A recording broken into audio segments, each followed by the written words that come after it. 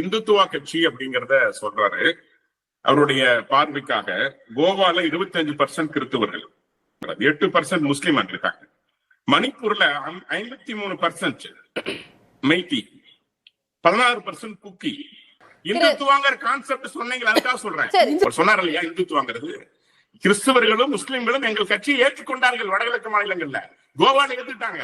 அந்த பயம் தான் ஸ்டாலின சொல்ற விஷயம் தானே, அவங்களே எனக்கு தெரியல.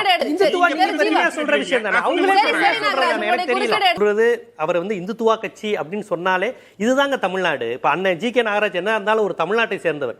ஒரு இந்துத்துவா அப்படின்னு சொன்ன உடனே அவருக்கு ஒரு பதட்டம் வருது பாருங்க. எங்களை அப்படி சொல்லாதீங்க அப்படின்னு சொல்றாரு பாருங்க. இதுதான் தமிழ்நாடு. உத்தரப்பிரதேசமா இருந்தா ஜெய் ஸ்ரீராம் சொல்லிருப்பாங்க. அவர் பொழப்புக்கு எடுத்துறாதீங்க. இல்ல இல்ல, இதே உத்தரப்பிரதேசமா இருந்தா ஜெய் ஸ்ரீராம் சொல்லிருப்பாங்க.